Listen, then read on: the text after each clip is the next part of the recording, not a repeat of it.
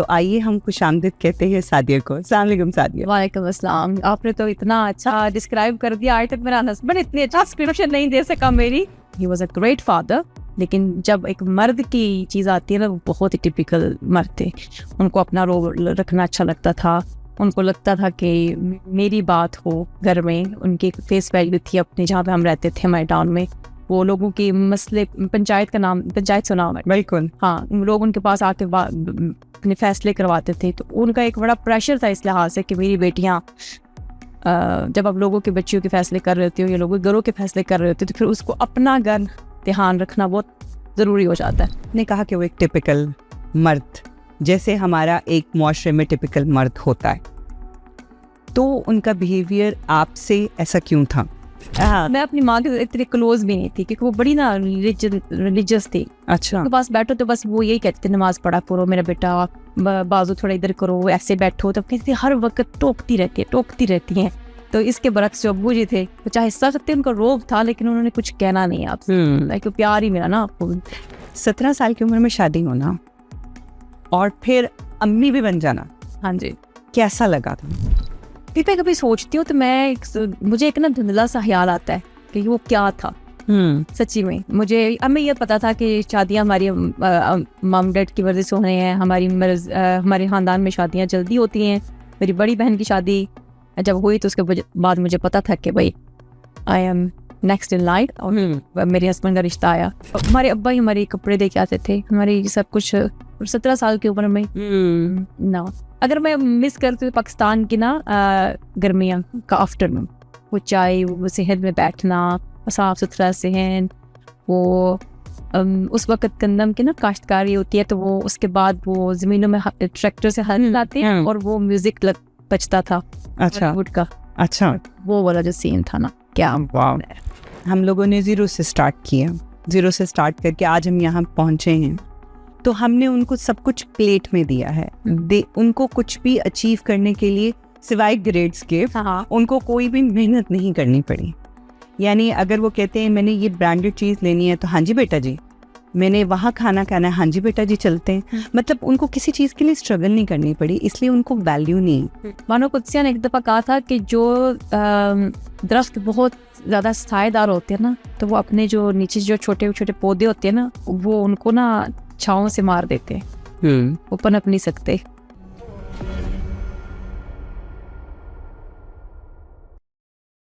बिस्मिल्लाहिर्रहमानिर्रहीम।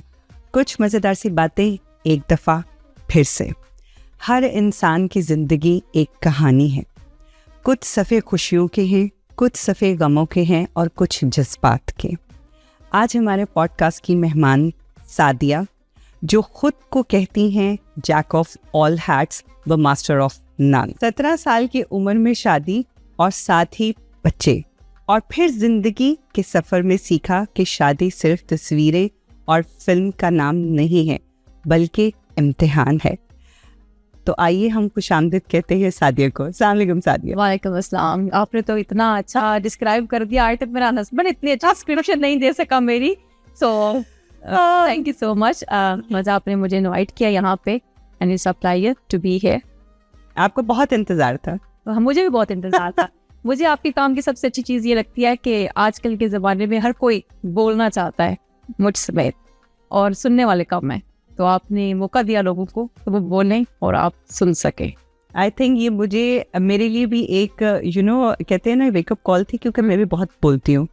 मुझे शुरू में ये होता था कि अच्छा मैं कब बोलूँगी, लेकिन अब मुझे लोगों को सुनना अच्छा लगता है, मज़ा आता है। And then I listen them very carefully, because then मेरा नेक्स्ट क्वेश्चन उसी में से होता है, तो अच्छा लगता है। अब मुझे लोगों को सुनना अच्छा लगता है। कहते हैं एक दफ़ा जब सुनने की आदत पड़ जाए फिर बोलना लगता है। हाँ, फिर बोलते हुए लोग अच्छे लगते हैं। अब मेरे हस्बैंड भी कहते हैं तुम बोलती बहुत कम हो। मैं कहती हूँ आप बोलेंगे, मैं सुनूंगी आपको।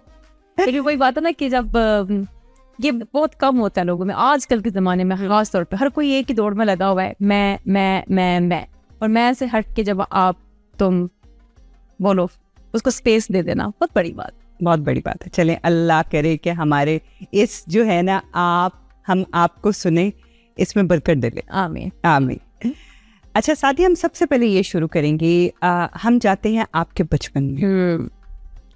बचपन सबको बहुत प्यारा होता है। हाँ जी। आपका बचपन कैसा था और आपके वालिद, आपके अब्बू आपकी ज़िंदगी में आपके बचपन में जो है उनका कितना एक इम्प्रेशन और कितना उनका हिस्सा रहा है? बचपन मुझे लगता है कि ज़िंदगी का सबसे हसीन जो चीज़ हमारी यादगार भी रह जाती है ना, क्योंकि वो थोड़ी टाइम के लिए आते हैं, फिर हम लोग अपनी ज़िंदगी में अपने सफ़र में निकल जाते हैं। तो मेरा बचपन बड़ा ही मज़ेदार किस्म का था, और मेरा बचपन सिर्फ मैंने नहीं जिया, मेरे मोहल्ले वालों ने मेरा बचपन जिया, मेरा बचपन मेरी बहनों ने जिया। मतलब पूरी ना एक पटाखा बंदी थी, और मेरी अम्मा को भी बड़ी टेंशन थी कि इस लड़की का क्या बनेगा, और पूरे मोहल्ले वालों को पता होता था कि अच्छा आज अगर मेरी अम्मी गुस्से है ना, अगर बाजी गुस्से है ना, तो इसने कुछ किया होगा। इवन तो मेरे घर में 4 और लड़कियां भी थी। अच्छा। 4 बहनें। अच्छा, माशाल्लाह। तो मैं बड़ी शरारती किस्म की, बहुत ही शरारती किस्म की। मुझे ना का मतलब था हाँ, और 2 दफा ना का मतलब है कभी 2-3 दफा और करो। ठीक है, हाँ, अब तो मैंने करना ही है। अब मैंने करना है। सो हम लोग माशाल्लाह 4 सिस्टर्स थी, हैं बल्कि। हम लोग बड़े छोटे से एक टाउन से बिलोंग करते हैं, और मेरे लिए सबसे ज़्यादा जो अभी तक जो चीज़ मेरे साथ रह गई है बचपन की, कह लें, वो मेरे डैड के जो अल्फाज, वो मैंने अपनी ज़िंदगी का जो पहला और आखिरी मर्द शायद मैंने कोई इतना टूट के उसको चाहा हो, या अभी भी मैं कभी किसी को भी देखती हूँ या कुछ भी करती हूँ तो वो एक एक्सपेक्टेशंस जो सेट हो जाती है ना, वो होती है। क्योंकि हम लोग जिस सोसाइटी से बिलोंग करते हैं, एंड वो खुद भी काफ़ी ज़्यादा जिसे कहते हैं कि टिपिकल मर्द थे। He was a great father, लेकिन जब एक मर्द की चीज़ आती है ना, वो बहुत ही टिपिकल मर्द थे। उनको अपना रोल रखना अच्छा लगता था, उनको लगता था कि मेरी बात हो घर में। उनकी एक फेस वैल्यू थी अपने, जहाँ पे हम रहते थे हमारे टाउन में, वो लोगों के मसले, पंचायत का नाम, पंचायत सुना हुआ है? बिल्कुल। हाँ, लोग उनके पास आके अपने फैसले करवाते थे। तो उनका एक बड़ा प्रेशर था इस लिहाज से कि मेरी बेटियाँ, जब आप लोगों के बच्चियों के फैसले कर रहे होते हो या लोगों के घरों के फैसले कर रहे होते हो, तो फिर उसको अपना घर ध्यान रखना बहुत ज़रूरी हो जाता है। तो इस लिहाज से वो बड़े सख्त थे। लेकिन हर वक्त सुबह, मुझे आज तक कोई ऐसा दिन याद नहीं है कि जब मैं सुबह उठी हूँ और उन्होंने ये ना क्या होगा, ओ मेरी फलां बेटी उठ गई, लाइक मेरा नाम सादिया, ओ सादो उठ गई है, और मुबशरा उठ गई है, और सिद्रा उठ गई है, यार मेरे दिल की, वो कहते मेरी आंखों की ठंडक, मेरे दिल का नूर, मेरी बेटियां, ऐसे वो बात करते थे। और मैंने वो चीज़ मेरे दिमाग में ना अभी तक भी रह गई, लाइक आप स्पेशल हो। लगता है हम बेटियों को कहीं ना कहीं घर से ना उनको डाउन करना शुरू करते हैं। हम अपने, हमारे जो पेरेंट्स होते हैं ना, वो हमें कॉन्फिडेंस नहीं देते। मैं अभी इस ज़िंदगी के स्टेज पे आके ना, मैं कभी कभी सोचती हूँ कि यार वो क्या, मतलब अपनी लाज से सबको मोहब्बत होती है। Like I was 17 when I got married.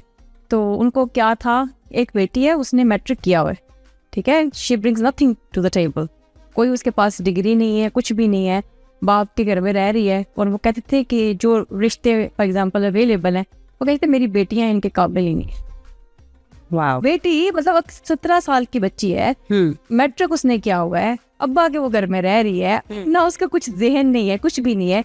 लेकिन कितना कुछ आप अपनी बच्चे के बारे में वो सोचते हो, या कितना कुछ समझते हो कि ये दुनिया की बेहतरीन चीज़ उसके पास आए। मुझे नहीं लगा कि ज़िंदगी में मैंने वो प्यार या वो चीज़ कभी देखी है किसी ने। अच्छा सादिया, आपकी इस बात से एक क्वेश्चन मेरे माइंड में आता है कि because as you told me कि आपकी पंचायत भी होती थी, ठीक है, सो दैट मीन्स कि ये एक इट्स नॉट अ वेरी, आप कहो कि आप किसी बहुत तरक्की याफ्ता सिटी में रहते थे। इट्स ऑब्वियसली हम कहेंगे कि एक छोटा शहर था, ठीक है। और जैसे आपने मुझे बताया कि माशाल्लाह माशाल्लाह वो बहुत ज़्यादा मोहब्बत से और बहुत प्यार से और सारा कुछ, और पंचायत में भी थे। तो और आपने कहा कि वो एक टिपिकल मर्द, जैसे हमारा एक मुआशरे में टिपिकल मर्द होता है, तो उनका बिहेवियर आपसे ऐसा क्यों था? बहुत अच्छा सवाल किया आपने।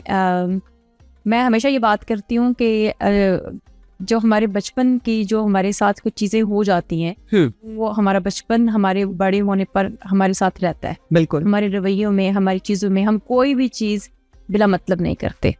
हर चीज़ की हमें समझ नहीं आती, कुछ लोगों को हम नहीं जानते, लेकिन जब हम उनके बचपन में जाते हैं तो हमें समझ आती है कि इस वजह से। अच्छा, मेरे जो डैड थे ना, मेरे अब्बू जी की अम्मी की डेथ हो चुकी थी जब वो आई थिंक 5-6 साल के थे। एंड हमारी अगर मेरी शादी 17 में हुई है तो इसका मतलब है हमारे खानदान में शादियाँ जल्दी होती हैं। तो मेरे एक चचा है और एक मेरे अब्बू जी, ठीक है, तो ये दो थे।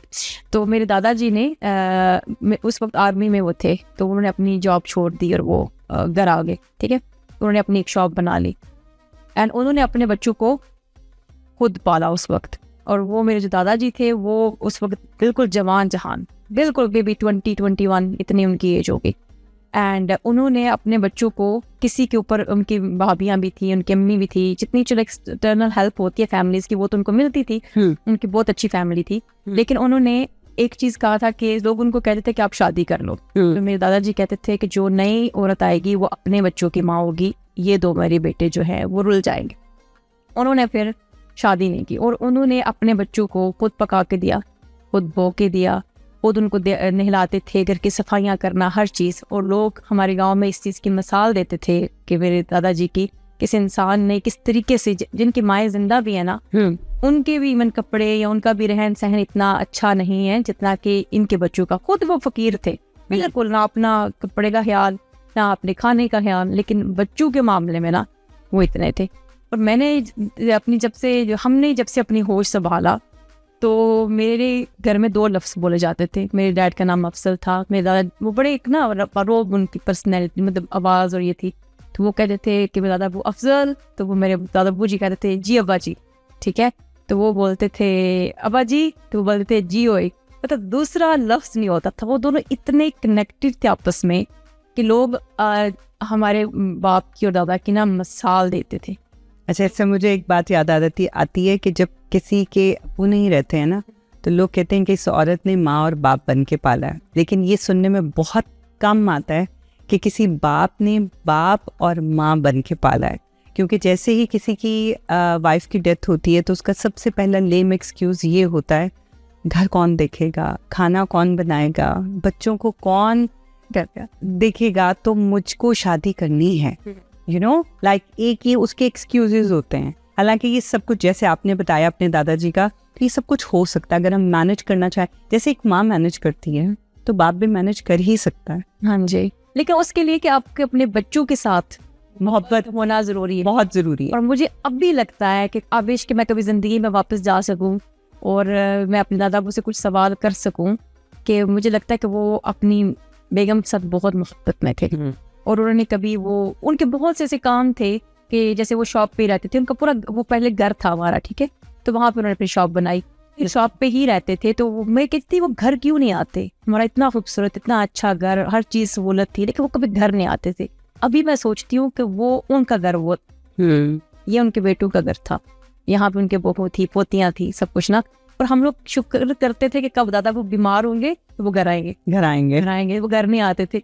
तो मैंने ये मोहब्बत जो है ना, अब फिर मुझे लगा कि उन दोनों बाप बेटे की हमने पहले देखी, फिर उसके बाद मेरे अब्बू जी की हमारे में जान थी। उनको लगता था फिर कि बीइंग अ पेरेंट कितना इम्पोर्टेंट है, कि जब आपका बाप या आपकी दोनों पेरेंट कितने प्यार से अपने बच्चों को पालते। शायद उनकी वो अपनी कमी थी, वो आवाज़ें वो चीज़ें अपनी माँ से सुनना चाहते थे, वो सब कुछ वो बहुत लाउड थे इस चीज़ में। और इर्द गिर्द के लोग थोड़े ट्रिगर भी होते थे कि लाइक लड़कियां हैं तो ये देखो, तो लोग उनसे कहते थे कि तुम शादी कर लो, कल को कितनी जो चीज़ें हैं, तुम्हारी घर बार है। तो वो कहते थे नहीं, जो कुछ है बस यही है, मेरे बच्चों की माँ है, ये मेरे बच्चों की माँ है। और उन्होंने जो अल्लाह ताला ने उनको दिया उस पे उन्होंने सब्र शुक्र किया। बहुत से मर्द नहीं करते, उनको ख्वाहिश होती है, लेकिन ख्याल बेटियां ही रखती हैं। बिल्कुल। और लेकिन एक और बात, जो चीज़ होती है ना, बेटे की बेटियां रब की देन है, ठीक है, लेकिन बंदे के दिल में कभी आवाज़ सुनते हो, कोई बात सुनते हो। मैंने कभी उनके मुंह से ये नहीं सुना काश के मेरा बेटा होता, मेरी माँ से भी। मज़े की बात ये, जब मेरे दादा के हम ये बात कर रहे थे पार्टनर्स की, कि मेरी अम्मी जो है ना मेरे अब्बू से बड़ी थी, अच्छा, और मैंने कभी अपनी माँ को अपने बाप के साथ लड़ते नहीं देखा कभी। मतलब मैंने आज तक, ये कैसी औरत हो सकती है लाइक कि इतना सख्त मिजाज बंदा हो और आपकी लड़ाई या कोई शिकवा शिकायत ना हो उससे। तो अभी मैं कभी सोचती हूँ मैं वापस जाके ना पूछूं अपनी अम्मा से कि लड़ क्यों नहीं रही हो, क्यों लड़ो। मतलब बहुत होता था कि लाइक है मुझे कुछ नहीं कह रही है अपनी, हम वो अब्बा की तरफ ज्यादा होते थे। मैं अपनी माँ के इतने क्लोज भी नहीं थी क्योंकि वो बड़ी ना रिलीजियस थी। अच्छा। तो पास बैठो तो बस वो यही कहते थे नमाज पढ़ा करो मेरा बेटा, बाजू थोड़ा इधर करो, ऐसे बैठो। तो कहती हर वक्त टोकती रहती हैं। तो इसके बरक्स जो अब्बू जी थे वो चाहे सख्त थे, उनका रोब था, लेकिन उन्होंने कुछ कहना नहीं आपसे, लाइक प्यार ही मिला ना आपको। एक होता है ना दोनों माँ बाप में से, एक्चुअली माँ बाप जो होते हैं ना वो अपनी ड्यूटीज बांट लेते हैं, हमें पता नहीं होता। वो बंद दरवाजों में ना अपनी ड्यूटीज बांट लेते हैं कि मैं ये बोलूँगा और तुमने ये कहना, मैं इस चीज़ में इतना ज़्यादा करूँगा, तुमने उस चीज़ को थोड़ा सा खींचना है। आप देखिए एज अ पेरेंट आप हस्बैंड वाइफ भी थोड़ा सा ये तो सोचते होंगे ना, जैसे आपके हस्बैंड समटाइम कहते होंगे कि अच्छा मैं खुद कुछ मना नहीं करूँगा, तुमने कहना है। अगर मैं मना करूँगा तो उनको लगेगा बाप मुझे मना कर रहा है। यू नो लाइक ये चीज़ एक होती है जो सिर्फ पेरेंट्स के बीच में होती है, वो बच्चों तक नहीं पहुँचती। एग्जैक्टली हाँ, लेकिन आप अब भी सोचती हो ना कि भाई मैं तो ऐसी माँ रही हूँ, हाँ मैं तो बंद बोलती हूँ, बल्कि मेरे में तो पर्सनैलिटी मेरे अब्बा की ज़्यादा है, मैं तो इतना बोलती हूँ। और कुछ सवाल मेरे इतने ज़हन में रह जाते हैं कि मैं ये सवाल पूछूं, इसलिए मैं हर किसी से पूछती हूँ सवाल। मेरे पास को बैठ जाए मैं उससे इतने सवाल पूछूंगी, लेकिन ये नहीं कि मैं उससे जानना चाहती हूँ कि उसकी लाइफ में क्या हो रहा है। हाँ, मुझे अच्छा लगता है लोगों को, मतलब उनकी कि वो क्या सोचते हैं, उनका थिंकिंग पैटर्न। चले आज आपसे सवाल पूछे जा रहे हैं, तभी हम देखें ना इधर से गुजरे जा रहे हैं। अच्छा 17 साल की उम्र में शादी होना और फिर अम्मी भी बन जाना, हाँ जी, कैसा लगा तुम्हें? फिर मैं कभी सोचती हूँ तो मुझे एक ना धुंधला सा ख्याल आता है कि वो क्या था। सच्ची में मुझे अब मैं ये पता था कि शादियाँ हमारी मम डैड की वजह से होने हैं, हमारे ख़ानदान में शादियाँ जल्दी होती हैं। मेरी बड़ी बहन की शादी जब हुई तो उसके बाद मुझे पता था कि भाई I am next in line, और मेरे हस्बैंड का रिश्ता आया। एंड मैं बस ये सोचती थी कि अच्छा इंग्लैंड जाएंगे, क्योंकि अम्मा ये कहती थी कि भाई आपका अब्बा बहुत सख्त है, आपके अब्बू जी बहुत सख्त है, मुझे इस आजमाइश में मत डालो। कभी हम फैशन करने की बात करते या फिर कभी हम कहते कि हमने ऐसे बाल बनाने हैं, ये करने हैं, वो करने हैं। और मुझे अगर मेरी बहनों को बाकियों को देखो ना तो लिटरली लगेगा कि ये लड़की अडॉप्टेड है। तो सिर्फ इस चीज़ की मुझे एश्योरेंस है कि मैं अडॉप्टेड नहीं हूँ। अगर उन्हें अडॉप्ट करना होता तो कोई लड़का अडॉप्ट नहीं करते, लड़की ना करते। मैं बहुत डिफरेंट अपनी बहन भाइयों से, मतलब रात को बैठ के स्विंग मशीन लेके और कपड़ों की फिटिंग कर रहे हैं, और सुबह जब स्कूल जा रहे हैं तो ऐसे करके। तो मेरी अम्मी बहुत डिफरेंट थी, जब वो इस्लामिक थी थोड़ी सी, वो स्पेशली बच्चियों का थोड़ा सा तरबियत का भी आ जाता है, इनकी तरबियत करना माँ का फर्ज होता है। और वही पकड़ी बेचारी जाती है कि इसने कैसे कपड़े पहने, इतने बाल कैसे बनाए, ये यूँ क्यों कर रही है, वो क्यों कर रही है। तो वो फिर मुझे बड़ी हुई डांट पिटती। अच्छा जब शादी का पता चला कि अब मेरी शादी हो रही है, तो आपके लिए शादी क्या थी? मेरे लिए शादी ये थी कि अच्छा सा, मतलब कि मैं कपड़े मिलेंगे। शुरू से कब ये फोटोग्राफ्स सीखा और ये चीज़ों का बड़ा शौक था। ठीक है, बस ये था कि वीडियो होगी, मेरी बड़ी मजेदार किस्म की वीडियो बनेगी, मैं दुल्हन बनूंगी, मैं सेंटर पॉइंट हूँ। हाँ सेंटर पॉइंट होगी, और कपड़े होंगे और अपनी मर्जी होगी। और फिर जब शादी होगी फिर हम जो मर्जी करेंगे। मेरी अम्मा ये कहती थी तरह कार जाके जो मर्जी करियो पर मेरा सिर ना खाओ। एक्चुअली हम लोगों के ना माइंड में शुरू से ये बात कहते हैं ना घोट घोट के भर दी गई होती है, अपने घर जाके आज़ाद हो। हाँ, अपने घर जाके जो मर्जी करना, जो दिल करेगा करना, बाल कटवाना, फैशन करना, घूमना फिरना। और हमें लगता है कि जब शादी होगी तो वी कैन डू एनीथिंग, लेकिन ये नहीं पता होता कि वो भी एक घर है, उसके भी कायदा कानून है और हमने उसको फॉलो करना। क्योंकि जब मेरी शादी होके आई तो अल्हम्दुलिल्लाह मुझे मेरा हस्बैंड तो बहुत अच्छा मिला, इस लिहाज से मुझे बिल्कुल रोकते टोकते नहीं है। ठीक है, उन्होंने मुझे एक दफ़ा ये कहा था कि तुम खुद अडल्ट हो, तुम्हारी बच्चे हैं, तुम्हें पता है कि what's right and what's wrong, तुम्हें खुद पता होना चाहिए क्या सही है क्या गलत है। लेकिन जब मेरी शादी होके तो ऑब्वियसली जब आप खुद 17 साल के होते हो, आपको तो लगता है कि मैं 17 की थी, मेरे हस्बैंड 21 के थे, लेकिन मुझे था कि भाई मेरा अपना घर होगा, अभी हम तो बड़े आज़ाद हो गए हैं, अभी हम जैसे अम्मी अबू हैं, अभी हम उस स्टेज पे पहुंच चुके हैं। हाँ, पता है कि अभी अम्मा की उम्र हो चुकी है 40 से 45 अब्बा की हो चुकी है, ये इतनी एज, तो वहाँ तक पहुँचने की एक जर्नी होगी। फिलॉसफी, हाँ जी, फिलॉसफी को आप किस तरह से देखती हैं? फिलॉसफी को किस तरह से देखती हूँ, आई थिंक सो हम लोग वो जनरेशन है जो कि डाइजेस्ट पढ़ते हुए बड़े हुए। बिल्कुल, क्योंकि बिजली चली जाती थी, ठीक है, और बिजली जब चली जाती थी फिर हमारे पास न्यूज़पेपर और यही चीज़ें होती थी, तो हम लोग वो पढ़ते हुए, एक शायराना हमारी सोच है। रेडियो हम सुनते हुए बड़े हुए, अखबार जहाँ आता था। अखबार जहाँ आता था, और ऐसे आता था कि रात जिस दिन आया ना उसी दिन हमने टर्न बाय टर्न पढ़ना होता था, और बिजली चली जाती थी। ये मैं बार बार मेंशन कर रही हूँ कि वाकई बिजली जाती थी और मैं बड़ा गुस्सा आता था, और मैं टॉर्च अपनी होती वो चार्ज करके रखी होती थी, और वो उसको हम टॉर्च के साथ हम रात को बैठ के वो पढ़ के, ये नहीं है कि सुबह पढ़ लेंगे, अगर एक ने आज बहन ने पढ़ लिया तो सुबह हम पढ़ लेंगे, नहीं, हम इतने क्रेजी होते थे। 3 औरतें 3 कहानियां, हम ज़रूरतें रिश्ता के इश्तिहार सब पढ़ के और वो हम फेंकते थे। मैं अपने बच्चों को बोलती हूँ कि आप लोग इतने ना शुक्र हो कि हम आपको लाइब्रेरी लेके जाते हैं, आपके पास सारा कुछ है, आप लोग बुक्स नहीं पढ़ते।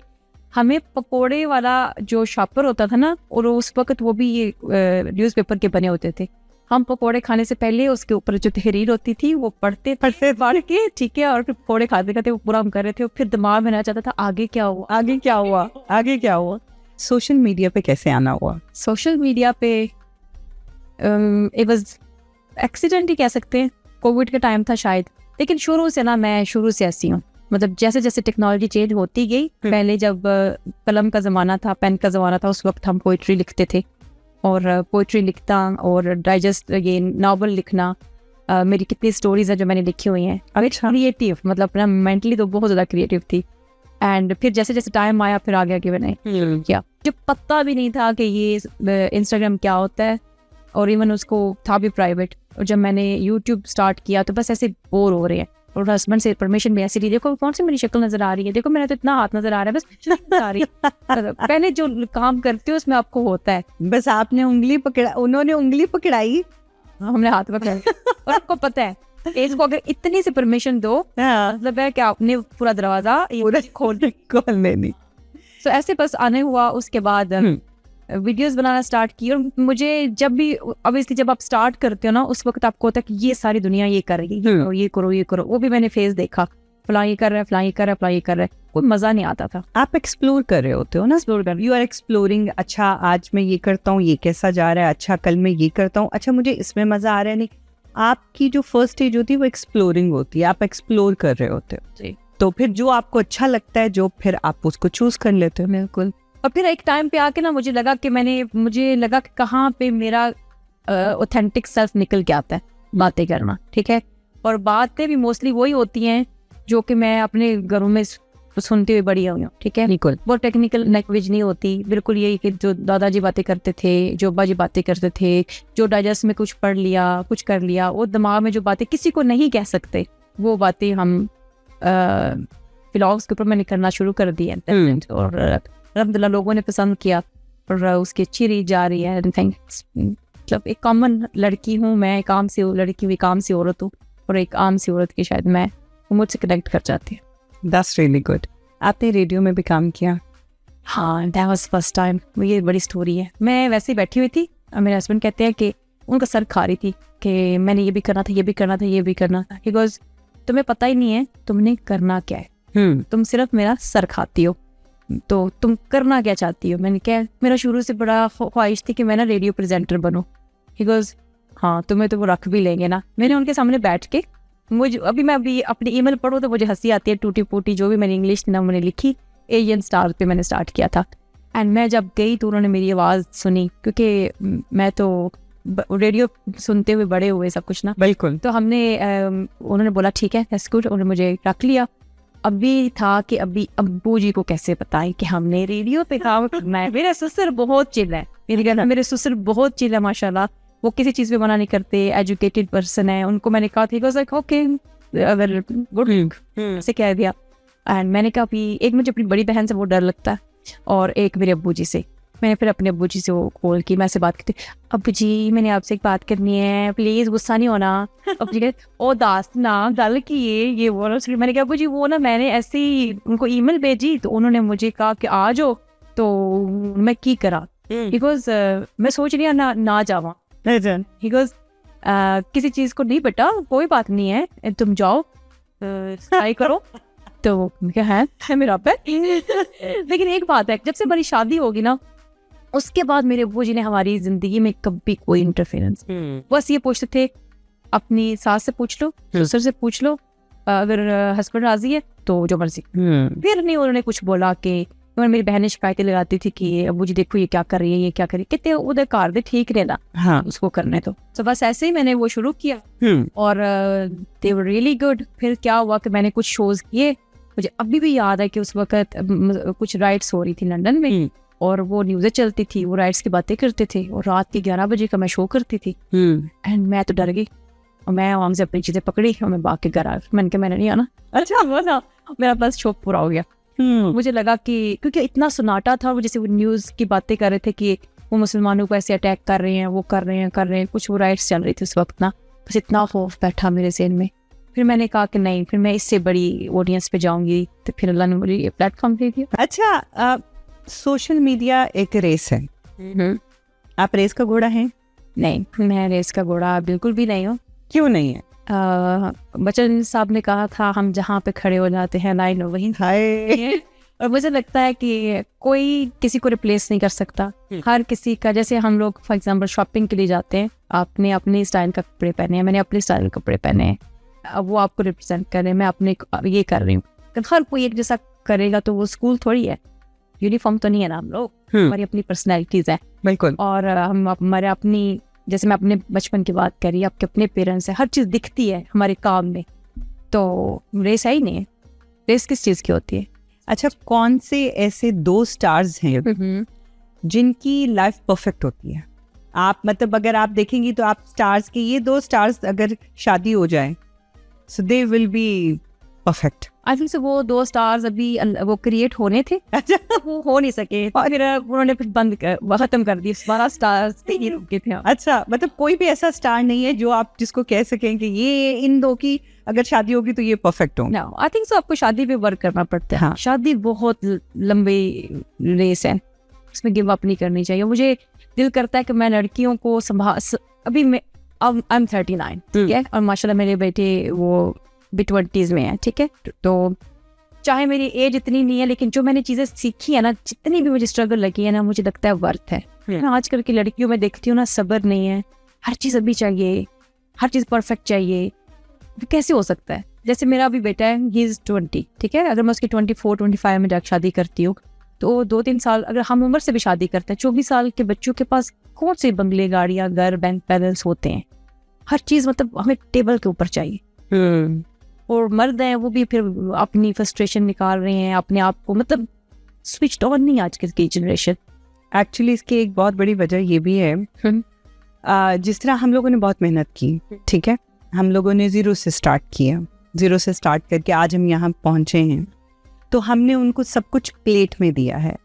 उनको कुछ भी अचीव करने के लिए सिवाय ग्रेड्स के उनको कोई भी मेहनत नहीं करनी पड़ी। यानी अगर वो कहते हैं मैंने ये ब्रांडेड चीज़ लेनी है तो हाँ जी बेटा जी, मैंने वहाँ खाना खाना है, हाँ जी बेटा जी चलते हैं। मतलब उनको किसी चीज़ के लिए स्ट्रगल नहीं करनी पड़ी, इसलिए उनको वैल्यू नहीं है। और हम लोगों ने हर चीज़ के लिए स्ट्रगल किया, that's why we got value for things. मानो कुत्सिया ने एक दफ़ा कहा था कि जो दरख्त बहुत ज़्यादा सायेदार होते हैं ना, तो वो अपने जो नीचे जो छोटे छोटे पौधे होते हैं ना, वो उनको ना छाँव से मार देते हैं, वो पनप नहीं सकते। तो जो पेरेंट्स बहुत कामयाब होते हैं ना, तो उनका वो इतने सायादार बन जाते हैं कि उनके बच्चे जो है ना, वो रियल वर्ल्ड में धूप में सर्वाइव ही नहीं कर सकते। धूप में सर्वाइव, बिल्कुल ठीक है। तो ये बात मुझे अब बिल्कुल ठीक कह रही है। और पेरेंट्स ये सोच रहे होते हैं कि हम इन चीज़ों के लिए तरसे, हम अपने बच्चों को ना तरसने दें, लेकिन वो हम ये भूल जाते हैं कि उस जो हमारी चीज़ जिंदगी की कमियां थी, उन्होंने हमें कितना कुछ सिखाया। अगर वो चीज़ें ना होती, मैं अभी अपने आप को अगर पीछे मुड़ के देखूं तो मुझे लगता है कि जो मेरी जिंदगी में स्ट्रगल थी ना, अगर वो ना होती तो मैं यहाँ ना होती। मेरी जब शादी हुई थी ना, तो मुझे लगता है हमारे पेरेंट्स कैसे, हमारे पेरेंट्स से उन्होंने कहा था कि भाई वो खुश है ना, तो हम हैं इधर, ना फोन नहीं करना वापस। अच्छा, ये वर्बली ये बात थी, ठीक है, कभी कभी ना कहना, कुछ दरवाजे बंद भी कर दिए जाए ना। आई नो मुझे हो सकता है इस चीज़ में बैश किया जाए, लेकिन ये एक चीज़ जो मैंने अपनी फैमिली में देखा, मैं शुगर कोट नहीं कर रही हूँ, ये चीज़ मैंने जी है अपनी ज़िंदगी में, मैंने देखा, चाहे वो गलत थे चाहे वो सही थे, लेकिन इन चीज़ों से भी आप सीखते हैं। सही कह रही हैं, बिल्कुल सही कह रही हैं। अच्छा, मेरे पास आपके लिए एक रैपिड फायर राउंड है। Okay, and you have to be rapid like this. चाय और कॉफी? चाय वाली बंदी, कॉफी नहीं? बस चाय। एक किताब का कोट जो जिंदगी बदल गया? ये वक्त भी गुजर जाएगा। है एक स्किल जो अभी तक मास्टर नहीं कर पाई। चुप रहना। बहुत ही मुश्किल है। अगर आपकी जिंदगी एक मूवी होती तो उसका टाइटल क्या होता? बाग बसंती। बाग बसंती। पाकिस्तानी ड्रामों की तरफ आते हैं। Overrated drama dialogue. फकीरिया बड़ी भूख लगी, हर रमजान में मुझे याद आता है। अच्छा। हाँ, ये ड्रामा चलता था हमारा पाकिस्तान में। हाँ। तो उसका ना वो इतना बोरिंग ड्रामा था। उसमें वो ना उसका दादा था और बच्चा कहता था फकीरिया बड़ी भूख लगी है। ट्राइंग क्वीन कौन है आपकी नजर में? मायरा खान और सज्जल अली? मैं इस कंपटीशन में किसी को ये अवार्ड नहीं देना चाहिए। मैं इतना रोती हूँ, इतना रोती हूँ जी, मैं आपको बता नहीं सकती। अच्छा, वाह वाह का एक्टिंग अवार्ड देना हो तो फवाद खान के Humayun Saeed? Humayun Saeed. He done more work, definitely definitely. ज्यादा मसाला कहाँ है, ड्रामास में या रिश्तेदारों की बातों में? सोशल मीडिया पे। सोशल मीडिया में रिश्तेदारों की बातों में। अगर जिंदगी गुलजार है का जारून आपको डीएम करे तो रिप्लाई करेंगी आप या इग्नोर करेंगी? इग्नोर करूंगी। क्यों? क्योंकि मुझे अच्छा लगता है इग्नोर करना। नहीं, मेरी पर्सनैलिटी थोड़ी सी ना ऐसी है, ज़रूर को जरूर मैं इग्नोर करूँ। अच्छा। लोग अपने आप को बहुत कुछ समझते हैं, मुझे उनको कुछ ना समझना अच्छा लगता है। इंस्टा रील या टिकटॉक, सबसे ज्यादा वक्त कहाँ जाया होता है? TikTok. Okay. YouTube comments page प्यार ज्यादा मिलता है या फ्री की एडवाइस ज्यादा मिलती है? प्यार। गुड। अगर एक हैशटैग आपके नाम से वायरल हो तो वो क्या होगा? अब हम थोड़ा सा आते हैं यूके लाइफ और पाकिस्तान की जिंदगी, दोनों में थोड़ा सा। देसी चाय या इंग्लिश ब्रेकफास्ट? टी। देसी चाय। अभी तक पीती हैं देसी? मेरे घर में जब मैं स्टोरीज अपलोड करती थी डेली व्लॉगिंग की, तो 4 बजे मेरे घर में चाय हो जाती थी। बहुत रूटीन में रहने वाले लोग हैं, तो मेरे फॉलोअर्स कहते थे कि आपकी स्टोरी देख के हमें पता चलता है कि 4 बज गए। सबसे बड़ी स्ट्रगल रोटी बनाना या ब्रिटिश एक्सेंट समझिए? Accent, I can't speak English properly. सबसे ज्यादा मिस करती हूँ पाकिस्तानी शादी का म्यूजिक या बाजार का हल्ला गुल्ला? दोनों नहीं किए। मान सकते हैं शादियों पे जाना भी लाउड नहीं था, बाजार जाना भी लाउड नहीं था। अच्छा, बाजार मुझे भी जाना लाउड नहीं था। हाँ, लेकिन अगर जाना है तो बस ऐसे ही जो चीज़, हमारे अब्बा ही हमारे कपड़े दे के आते थे, हमारे सब कुछ 17 साल की उम्र में ना। अगर मैं मिस करती हूँ पाकिस्तान की ना गर्मियाँ का आफ्टरनून, वो चाय, वो सेहत में बैठना, साफ सुथरा सहन, वो उस वक्त गंदम की ना काश्तकारी होती है, तो वो उसके बाद वो जमीनों में ट्रैक्टर से हल लाते हैं और वो म्यूजिक बजता था। अच्छा का। अच्छा, वो वाला जो सीन था ना, क्या वाह। अगर आपको एक दिन के लिए यूके की क्वीन बना दिया जाए तो क्या करेंगी? ये ना अब इंटरनेट बंद कर। इसको जिस तरह हमारी बिजली का टाइम होता था ना, ऑनेस्टली मेरा बस चले ना, मैं कहती हूँ कि ये वाईफाई, ये जो इंटरनेट है ना, इसको टर्न ऑफ होना चाहिए एक सर्टेन टाइम के लिए, और उसके बाद जो है ये ऑन होना चाहिए। आपको पता है कुछ ऐसे रिलीजन हैं जहाँ पे टेक्नोलॉजी को वीक में एक दिन ऐसा होता है कि आपने किसी भी टेक्नोलॉजी की चीज को हाथ नहीं लगाना। You know that should be like that, क्योंकि अभी जैसे चल रहा है, उनका अभी भी चल रहा है, जो बहुत प्रैक्टिसिंग हैं उस रिलीजन में, वो अभी भी ये चीज करते हैं। इट्स वेरी थॉटफुल एंड ऐसे होना भी चाहिए। और जिस तरीके से ये चीजें जा रही है ना, लाइक मैं खुद कभी ना मैं खुद को बोलती हूँ कि अनुराग सर, हाँ प्लीज पुट इट डाउन, ठीक है। खुद को मैं डांटती हूँ कि भाई मुझे कौन डांटेगा, हाँ ठीक है, तो मुझे खुद को डांटना पड़ता है कि प्लीज इसको रख दो। चले, ये तो था हमारा छोटा सा रैपिड फायर राउंड। जाते जाते मैं आपसे क्वेश्चन ये करना चाहूंगी कि आप अपने आप को नेक्स्ट 10 years में कहाँ देखती हैं? Most probably I will be 49 and cool grandma. I hope नहीं होंगी 49 में आप ग्रैंड ओल्ड नहीं होंगी, ग्रैंडमा हो जाएंगी, लेकिन ओल्ड कूल ग्रैंडमा। अच्छा, मुझे लगता है कि मैंने जो चीजें, बहुत जल्दी मेरी शादी हुई, मेरे बच्चे हुए, और बहुत एंजॉय किया मैंने अपने बच्चों को और अपनी मदरहुड को, लेकिन कुछ इतनी चीजें मुझे लगता है कि हैं मैं अपने बच्चों नाल है करदी रही सी, हाँ एक समझ नहीं थी ना आपको। अभी जब हम स्कूल में काम करते हैं या उनके इमोशंस को अंडरस्टैंड करना या चीज़ें ना, मुझे लगता है जब मेरे ग्रैंड किड्स होंगे ना, तो जो चीज़ें मैंने अपने बच्चों पे मिस्टेक्स की हैं ना, वो सारी मैं उधर मैं फील करूँगी। So this is the one opportunity I would like love to have. अच्छा, कि मैं वो अपनी नेक्स्ट जनरेशन में वो चीज़ें देके जा सकूँ। एंड 10 साल में मैं चाहती हूँ कि मैं खुद भी सुकून में रहूँ और इस अपनी बॉडी को चलते फिरते मैनेज कर सकूँ, अच्छा, दूसरों के लिए सुकून का बायस बन सकूँ, कि जो मेरे पास बैठे बस सुकून सुकून हासिल करे। आंटी के घर जाओ दिमागी बहुत ही। आज तक की जिंदगी में सबसे बड़ा सबक क्या सीखा? Be kind to yourself. जब आप खुद से वैसे मोहब्बत नहीं करते हो ना और लोगों से चाहते हो कि वो आपसे ऐसी मोहब्बत करे, तो ये बहुत एनर्जी क्लैश है। तो फिर आप एक ऐसी चीज़ के पीछे भाग रहे हो जो कभी भी आपको हासिल नहीं होगा। Be kind to yourself and slow go slow. मुझे भी पता चला कि भाई जितना तेज भागेंगे उतने जल्दी मर जाएंगे, मरना एंड एंड, ठीक है। तो आहिस्ता आहिस्ता आराम से गोडों को सुकून दे हर चीज में, मतलब सुकून, किसी चीज में रश ना। मुझे आपसे एक सवाल करना है। मुझसे? अच्छा, मैं इधर आई हूँ तो मुझे लगता है कि मुझे आपसे एक सवाल करना है। ओके। मुझे आपसे सवाल ये करना है कि हर कोई ना, आजकल हमारा ज़माना ऐसा चल रहा है कि लोग नई चीज़ें एक्सप्लोर नहीं करते, ठीक है। हर बंदा ये कहता है कि जो चीज़ चल रही है ना उसके पीछे लगो, और थोड़ा सा आसान ट्रक की बत्ती वाला हिसाब है ना।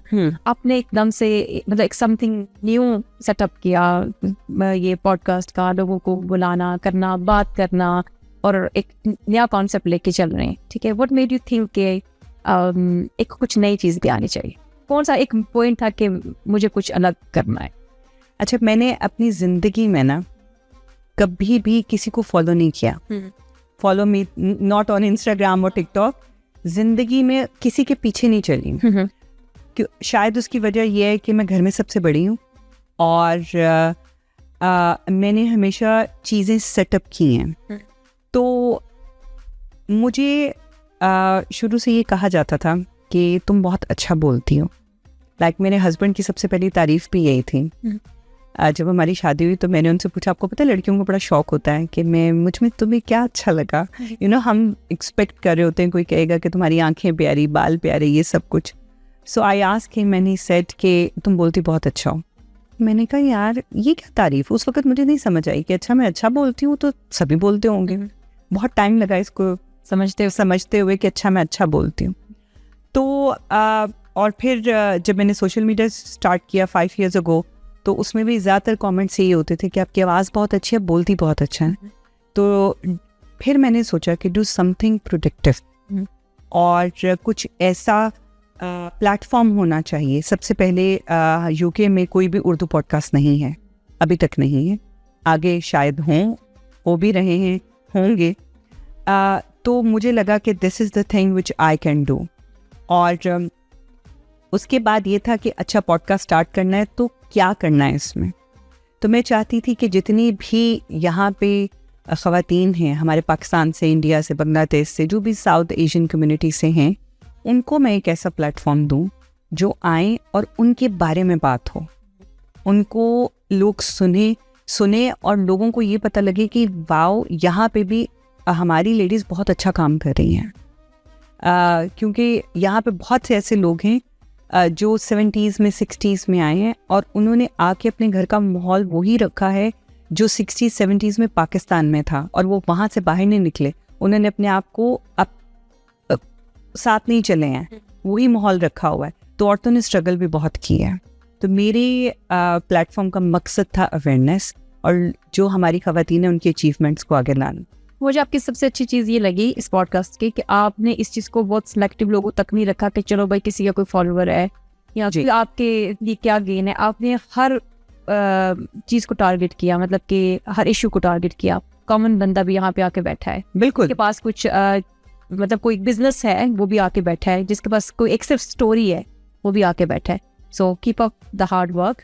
Thank you very much. और मेरा मकसद ये नहीं था कि अगर किसी को बुलाना है तो उसके फॉलोअर देख के बुलाना है। मेरा मकसद ये था कि इसके पास कितनी अवेयरनेस है, इसके पास सब्जेक्ट कौन सा है। आप बिलीव करें मेरे इस प्लेटफॉर्म पे वो लोग भी आए हैं जो आज तक सोशल मीडिया पे नहीं है, उनका इंस्टा ही नहीं है, उनका टिकटॉक ही नहीं है, but they want to spread the awareness. और मुझे ये सबसे अच्छी चीज़ ये लगती है, लगी मुझे कि जिस तरीके से चीज़ें जा रही है ना, ठीक है, जब एक चीज़ चल पड़ती है ना, तो जो आम आवाम होती है ना, वो जो लड़कियाँ, ये जो हमें देख रहे हैं ऑडियंस, कहीं ना कहीं हम उनको ना वो डिप्रेशन थोड़ा सी कम बंदा फील करता है कि यार कि हम क्यों नहीं इस जगह पे, ठीक है। कभी कभी जैसे मैं भी यहाँ पे आ रही हूँ, मैं ड्रेसअप होकर रेडी होके आई हूँ, ठीक है, लेकिन मेरी में भी नॉर्मल लाइफ वो नहीं है, हमारा एक फ्रंट फेस होता है।